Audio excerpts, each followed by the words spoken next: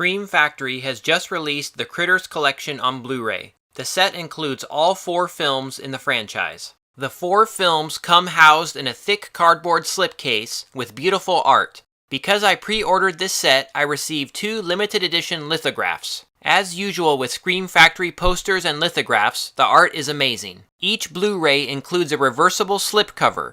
I chose the art from the VHS covers I remember seeing in the video store as a kid. I really do love the reversible cover art option for Blu-rays. So how does the Critters series hold up? The general consensus is that the first 2 are good and the last 2 are awful. Is this accurate? Well, let's jump in and find out. The first Critters was released in 1986 from New Line Cinema. The creatures in question escape from a prison transport ship and make their way to Earth. 2 alien bounty hunters are dispatched to Earth to destroy them. Once on Earth, the Critters set their sights on the Brown family farm. The family must fight for their lives while the bounty hunters search the town for the Critters. Critters is an excellent little B horror film. It's got the perfect balance of humor and horror.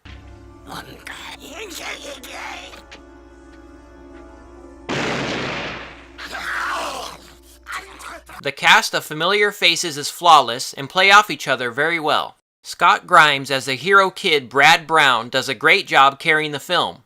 He's not at all obnoxious like most kids are in movies.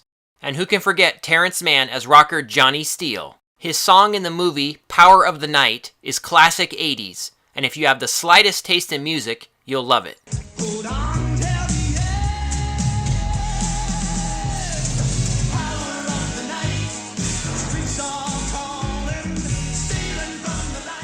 I used to think Johnny Steele was so cool as a kid. I still do. In a really cool twist, the faceless bounty hunters choose people to morph into. Ugg, the lead bounty hunter, chooses Johnny Steele in an amazingly cool morphine scene. You gotta love those practical effects. The other bounty hunter, Lee, constantly changes throughout the film, which leads to a lot of fun scenes. The Critters themselves were created by the legendary Kyoto brothers, some of the best effects guys in the business.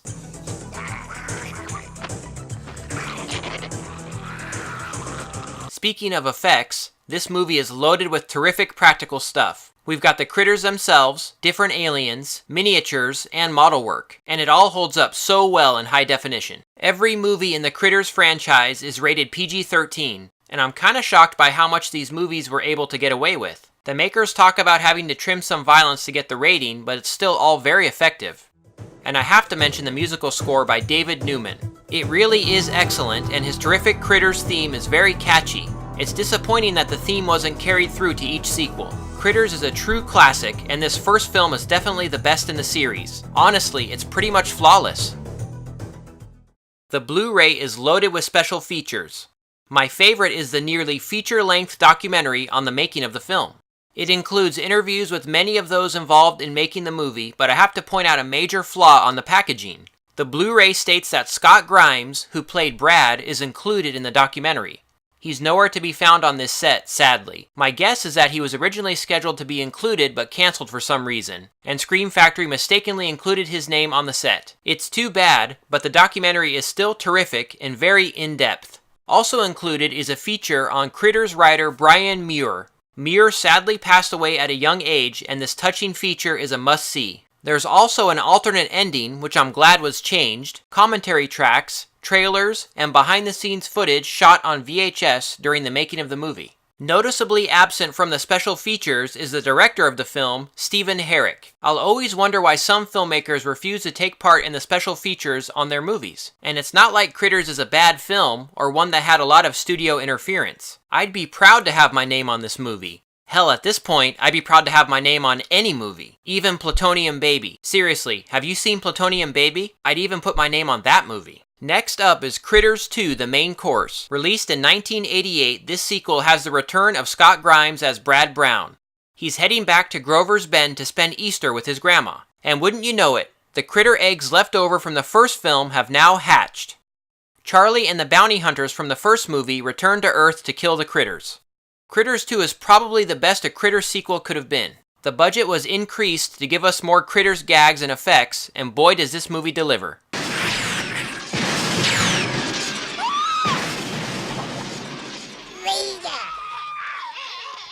The special effects are once again top-notch. It all culminates in the grand finale as hundreds of critters join together to create a giant man-eating ball.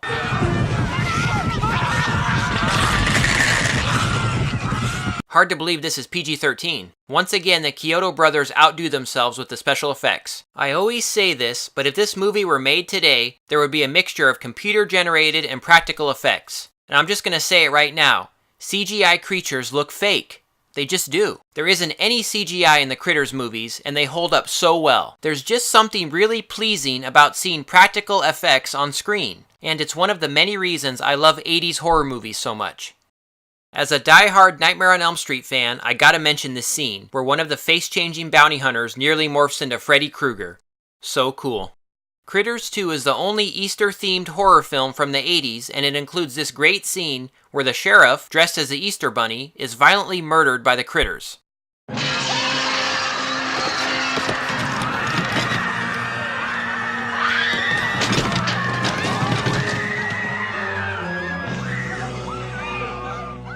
What can I say? I have issues. Once again, the cast does a great job, and the movie is stylishly directed by genre favorite Mick Garris. Critters 2 takes the premise from the first film and expands it in new and interesting ways. It really is a great movie and a worthy follow-up to the classic original. Like the first movie, this Blu-ray has lots of special features, including a making-of documentary. Unlike the first, the director of Critters 2 is actually involved, so we get a fuller picture of the making of the movie. A collection of deleted scenes, trailers, and commentary tracks are also included. Next up is Critters 3. It was released straight to video in 1992 and was shot back-to-back with Part 4. This movie is best known for being Leonardo DiCaprio's film debut. Well, it's clearly his best movie.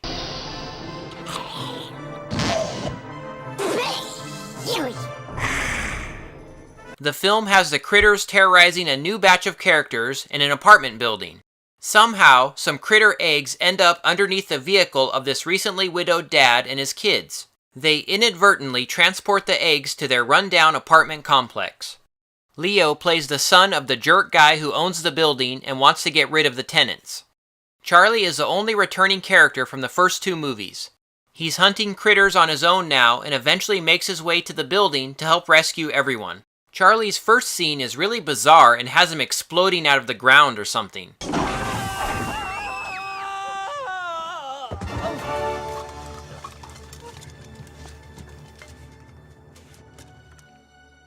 Seriously, what's that all about? Like the first two movies, Critters 3 has a pretty likable and solid cast, for the most part. She's really annoying though, and unfortunately doesn't get eaten. Even little Leo does a fine job. Apparently he refuses to discuss this movie and is embarrassed by it now. He joins a long list of actors who got their start in horror movies and suddenly refuse to discuss them. I'll never understand why these stuck-up actors are so embarrassed about where they got their start. Oh well, I guess. So Critters 3 seems to be universally hated, but I actually enjoyed it quite a bit. It's not on the same level as the first two movies, and the direction by Christine Peterson is a bit clunky at times, but I really enjoyed it. I love horror movies where characters are trapped in a location. Having the critters terrorize a group of people trapped in an apartment building is a fun premise, and for the most part, it's handled well here. The musical score is pretty lousy for this movie. It sounds cheap and really takes away from the film. For example,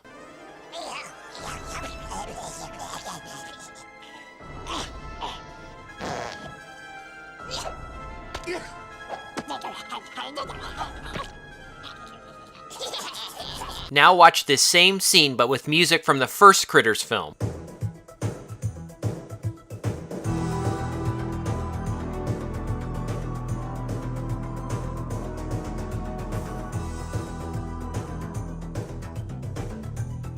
See? So much better.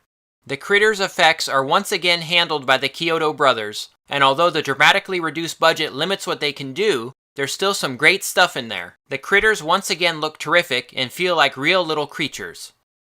Like the others, the movie is PG-13, and I wonder why they didn't just go for an R rating. Parts 3 and 4 were both straight to video, so it's not like they were ever going to be in theaters or anything.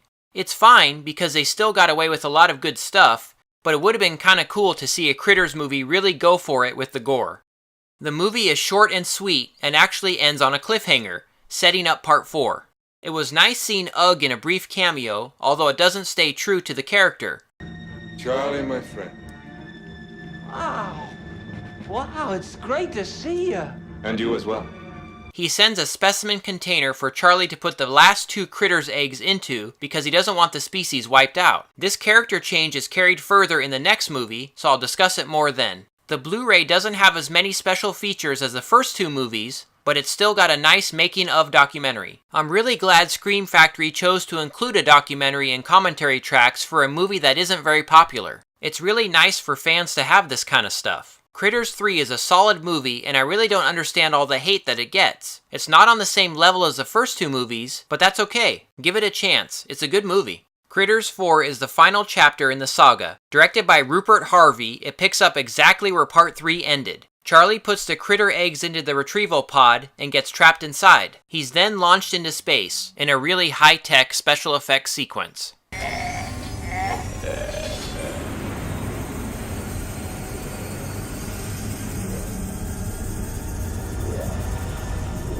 Thankfully, the futuristic sets and critters effects fare much better. So Charlie and the pod are lost in space in a ripoff of Aliens. Years later, we meet a new group of characters. Their salvage ship comes across Charlie's pod on their way back to Earth. They are offered a reward to take the pod to an old space station by TerraCore, which is basically a ripoff of the Weyland-Yutani Corporation from Aliens. Are you sensing a pattern here? TerraCore wants the critter eggs, and Ugg seems to be the leader. The crew arrives at the rundown space station and discover almost nothing works. While they wait for TerraCore to arrive, the captain flips out after being rejected by one of the crew members.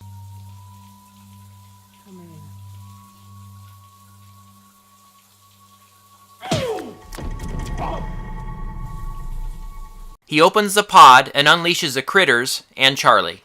Like the previous films, this one has a good cast, and everyone does a good job. Angela Bassett and Brad Dourif really stand out. Don Opper continues his role as Charlie, and he really does a great job throughout the series. His antics can get a little annoying at times, but it's nice having someone from the first movie continue throughout the films. Oh, and the score for this one is much better than Part 3. It's got a nice sci-fi/western feel to it, so it's pretty cool. But if Critters 3 is considered garbage, then Critters 4 is considered the sludge at the very bottom of the garbage can. But like Critters 3, Part 4 isn't as bad as everyone makes it out to be. It does have a lot of flaws, but some of the criticism out there is a little too harsh, I think. So Part 4 is a lot darker than the other movies.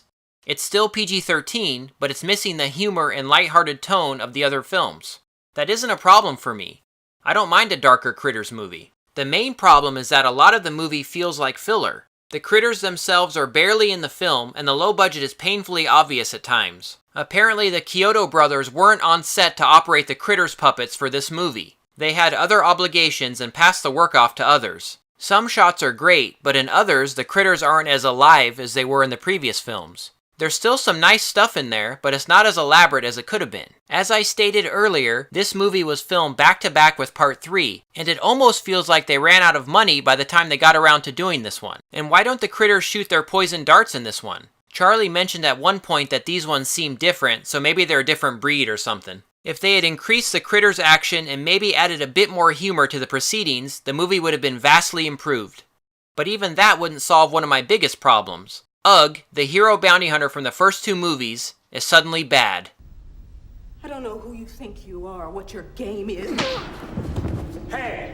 It's never explained why, just that things change. I get why they did it, to do something interesting with Charlie's character and give him an arc and that sort of thing. But it's a betrayal of this excellent character to have him suddenly be a crazed bad guy who doesn't want to kill critters. One of the writers in the documentary on this Blu-ray mentioned that he had the idea that it wasn't actually Ugg in this movie. And I'm gonna go with that. It actually makes perfect sense. So at the end of Critters 3, when Charlie is about to destroy the final 2 critter eggs in the galaxy, an image of Ugg suddenly appears and orders Charlie not to. My bet is that the organization or whatever figured that if someone other than Ugg appeared, Charlie wouldn't listen. So the leader did a face morph to appear as Ugg, or maybe they quickly cloned him in an attempt to stop Charlie from destroying the eggs. So there you go, Ugg isn't actually bad. He just wasn't in this movie or Part 3. He's still the awesome bounty hunter that befriended Brad and Charlie. That's what I'm going with. And hey, I like the movie better already. But yeah, Part 4 is a flawed movie, but it's still not as bad as everyone says. It's not on the same level as the other films, but it's worth checking out. Just temper your expectations and you'll be fine. As I mentioned earlier, the Blu-ray has a documentary with some great information on the movie. It's also got a commentary track by director Rupert Harvey. Not as loaded as the other films, but it's still got some nice features on there. Anyway, during an interview with Terrence Mann, who plays Ugg, he mentions how cool it would be to do a new movie and then go on tour promoting the movie and playing his awesome Power of the Night song. This actually gave me an idea for a new Critters film. Why not have the character of Johnny Steele return? He can be a washed-up 80s rocker on tour, trying to relive his glory days, and relegated to playing at small-town fairs. Maybe he rolls up on Grover's Bend to play at their fair, and the Critters have returned. Scott Grimes can come back as Brad. Maybe he's at the fair with his wife and teenage daughter or something. The daughter can be played by a teeny bopper actress that would appeal to the younger crowd. I can imagine lots of funny scenes with the Critters wreaking havoc at the fair. Plus, we could get a cool concert scene with Johnny Steele singing Power of the Night. How cool would that be? So what do you say, New Line? I'll even write it for free. But I know the Sci-Fi Channel is apparently doing a new one, so we'll see how it turns out. Anyway, those are my thoughts on the Critters franchise. All the films in the series are worth watching, and I can't say enough good things about this Blu-ray set from Scream Factory. Simply put, it's a home run.